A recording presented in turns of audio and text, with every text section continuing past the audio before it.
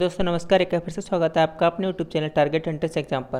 और दोस्तों ऐसा कि हम आपको साइंस के प्रैक्टिस सेट्स कर रहे थे, तो हमने आपके 3 प्रैक्टिस सेट्स करा चुके हैं साइंस के। इसमें हमके फिजिक्स, केमिस्ट्री, बायो तीनों के ही मिक्स क्वेश्चन हैं, इंपॉर्टेंट क्वेश्चन हैं। चलिए उसी की सीरीज़ को आगे बढ़ाते हुए आज के हम आपके कुछ इंपॉर्टेंट क्वेश्चन देखते हैं। इनकी आप PDF डाउनलोड कर सकते हैं हमारे Telegram channel target entrance exam को ज्वाइन करके आप वहाँ से डाउनलोड कर सकते हैं। चलिए क्वेश्चन नंबर फर्स्ट है, सर्वदाता और उर्ध्ववर्ग है। ठीक है, सर्वदाता और उर्ध्ववर्ग है मतलब कि आपका क्या, सर्वदाता जो जिसे मतलब क्या है, सबको सभी को डोनेट कर सकते हैं। सर्वदाता और उधर वाले मतलब कि ऐसे व्यक्ति जो क्या है आपका सभी को ब्लड डोनेट कर सकते हैं। ऐसे व्यक्तियों का मतलब कौन सा ग्रुप होना चाहिए आपका, कौन सा उनका खुद का ब्लड ग्रुप होना चाहिए, A O B AB CB या फिर D आपका A। तो देखिए यहाँ पर ऑप्शन नंबर A बिल्कुल सही हो जाएगा। ब्लड ग्रुप कौन सा होना चाहिए, O ब्लड ग्रुप वाले कैसे होते हैं, सर्वदाता। ठीक है, और यहाँ पर सर्वदाता पूछा गया है। लेकिन ये दोस्तों अगर लेने की बात करें मतलब कैसे ले सकते हैं, तो ये सिर्फ O वालों से ही ले सकते हैं, मतलब जिनका ब्लड ग्रुप O है, लेकिन दे सभी को सकते हैं। इसी टाइप से आपका अगर सर्वग्राही पूछा जाए, ठीक है, ये भी आप ध्यान रख लीजिए, सर्वग्राही ये भी आपका इंपॉर्टेंट है। तो सर्वग्राही पूछा है तो वो कौन से होते हैं आपके AB, और सर्वदाता कौन से होते हैं आपके O। चलिए क्वेश्चन नंबर सेकंड है, घेंगा रोग किसे प्रभावित करता है।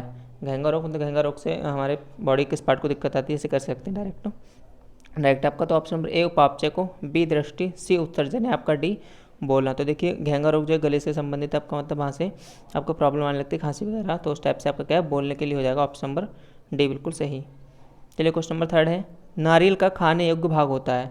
ये नारियल के एक तो कई सारे पार्ट आपको इसमें देखने को मिलेंगे, देखिए ये सारे पार्ट दिए हुए हैं।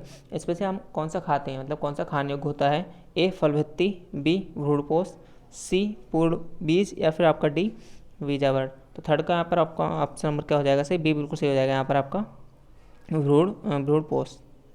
चलिए क्वेश्चन नंबर 4 है, विटामिन D की कमी से होने वाला रोग। ये तो आपने बहुत ही बार मतलब क्वेश्चन सुन लिया होगा, बचपन सुनते आ रहे हैं। सूखा रोग, स्कर्वी, बेरीबेरी या फिर इनमें से कोई नहीं। तो विटामिन D की कमी से कौन सा होता है, सूखा रोग, ऑप्शन नंबर A बिल्कुल सही हो जाएगा। चलिए क्वेश्चन नंबर 5 है, शहद का मुख्य अवयव है। ठीक है, शहद का मुख्य अवयव है fructose, B sucrose, C glucose या आपका D माल्टोज। इस आगे आपके शर्करा है, इसमें पूछा गया शहद का जो है मुख्य अवयव क्या है, तो इसमें आपका ऑप्शन नंबर D बिल्कुल सही हो जाएगा, माल्टोज। चलिए क्वेश्चन नंबर 6 है, एल्कीन का सामान्य सूत्र क्या है। ठीक है, एल्कीन का सामान्य सूत्र क्या है, केमिस्ट्री से रिलेटेड क्वेश्चन है यहाँ पर। और तो यहाँ पर एल्कीन पूछा गया कि एल्कीन का जो जनरल फार्मूला होता है, नॉर्मल फार्मूला क्या है, CnH2n-2। Option B CN2n+2, C हो जाएगा आपका CnH2n आपका D, CnH2n+2 और O। तो यहाँ पर आपका देखिए एल्कीन का सामान्य सूत्र क्या होता है, ऑप्शन C बिल्कुल सही हो जाएगा, CnH2n, ये आपका एल्कीन का जनरल फार्मूला है। चलिए क्वेश्चन नंबर 7 है, फर्टिलिटी विटामिन है। फर्टिलिटी विटामिन कौन सा है, vitamin K, vitamin D, vitamin H या फिर आपका विटामिन E। तो 7 का ऑप्शन नंबर आपका विटामिन C बिल्कुल सही हो जाएगा। चलिए क्वेश्चन नंबर 8 है, सारे इंपॉर्टेंट क्वेश्चन हैं, इनकी आप प्रैक्टिस करते रहिए, अपनी तैयारी को और बेहतर बनाते रहिए। चलिए क्वेश्चन नंबर 8 है, थर्मोसेटिंग प्लास्टिक है। थर्मोसेटिंग प्लास्टिक, ये आपकी प्लास्टिक दी हुई है, इसमें थर्मोसेटिंग प्लास्टिक कौन सी होती है, HDPE, PVC, बैकेलाइट या फिर नायलॉन 6। ये आपके सारे ही पॉलीमर मतलब प्लास्टिक हैं। तो यहाँ पर आपका एट का ऑप्शन नंबर आपका C बिल्कुल सही हो जाएगा। बैकेलाइट जो है पॉलीमर बाय आपका क्या है, थर्मोसेटिंग प्लास्टिक है। चलिए क्वेश्चन नंबर 9 है, शहद की मक्खी का विष कैसा होता है। शहद तो मीठा होता ही है, और शहद की मक्खी जो होती है उसका विष कैसा होता है, A अम्लीय, B क्षारीय, C नमकीन है आपका, D प्रोटीन। तो 9 का ऑप्शन नंबर कौन सा सही हो जाएगा आपका, शहद की मक्खी का विष कैसा होता है, जी हाँ बिल्कुल आपका कौन सा सही हो जाएगा, अम्लीय। यहाँ पर ऑप्शन नंबर A बिल्कुल सही हो जाएगा। चलिए शुद्ध जल का pH पूछा गया यहाँ पर, शुद्ध जल का pH कितना होता है। तो देखिए pH कितना होता है, 7 से कम या फिर 7 के बराबर या 7 से ज़्यादा या फिर आपका 0। तो देखिए pH आपका जो 7 से अगर ऊपर होगा तो वह आपका क्या हो जाएगा, एसिड हो जाएगा। ठीक है, और अगर 7 से नीचे होगा तो वह आपका क्या है यहाँ पर, एसिड हो जाएगा। ठीक है, 7 से नीचे होगा तो एसिड हो जाएगा, और 7 से अगर भाई आपका ऊपर हो तो आपका क्या हो जाएगा, बेस हो जाएगा। और यहाँ पर क्या पूछा गया, शुद्ध जल का होता है 7, ऑप्शन नंबर B बिल्कुल आपका सही हो जाएगा। ये हमने आपको पहले भी हम आपको बायो वाले सेट्स में करा चुके हैं। चलिए क्वेश्चन नंबर 11 है, 100 वोल्ट विभव के बिंदु से 150 वोल्ट विभव के बिंदु तक 0.5 कूलम आवेश को स्थानांतरित करने में कितना कार्य करना पड़ेगा। तो ध्यान रखिए कि फिजिक्स से बहुत ज़्यादा टफ क्वेश्चन नहीं आने वाले हैं। नॉर्मल क्या आपको फॉर्मूले याद रखने हैं, उन फार्मूलों को ही लगा के आपके क्वेश्चन डायरेक्टली सॉल्व हो जाएंगे। तो देखिए यहाँ पर पूछा गया 100 वोल्ट विभव के एक बिंदु से और 150 वोल्ट विभव के बिंदु तक। ठीक है, तो मतलब कितना आपका जो इसका विभव निकल के आएगा, ठीक है, नेट वो आपका आ जाएगा 150 - 100 बराबर कितना आ जाएगा आपका 50, ठीक है, आपका क्या आ गया 50 आ गया।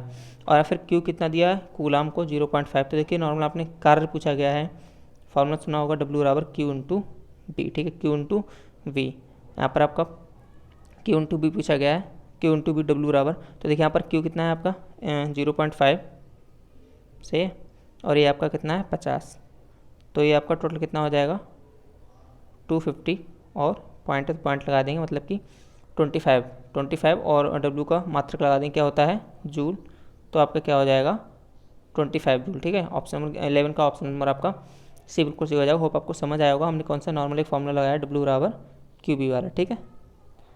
चलिए क्वेश्चन नंबर 11 है, सॉरी क्वेश्चन नंबर 12 है। अब गतिज ऊर्जा को वैद्युत ऊर्जा में बदला जाता है, गतिज ऊर्जा को वैद्युत ऊर्जा में बदला जाता है, ए विद्युत मीटर में, सी डायनामो में, सी विद्युत चुंबक में, या आपका डी अमीटर में। तो 12 का ऑप्शन नंबर आपका बी बिल्कुल सही हो जाएगा। डायनामो में क्या होता है, जो हमारा वैद्युत गतिज ऊर्जा है उसको क्या वैद्युत ऊर्जा में चेंज किया जाता है।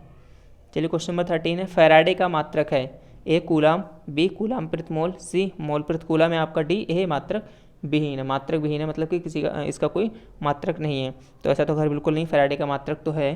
कौन सा ये आपको बताना है, तो कौन सा होता है आपका ऑप्शन ए बिल्कुल सही हो जाएगा कूलाम, जो हमारा अब वो हाँ सॉरी, जो फैराडे का मात्रक आपका क्या हो जाएगा कूलाम, और वर्क का भी हमने क्या बताया था आपको वहाँ पे W जूल बताया था।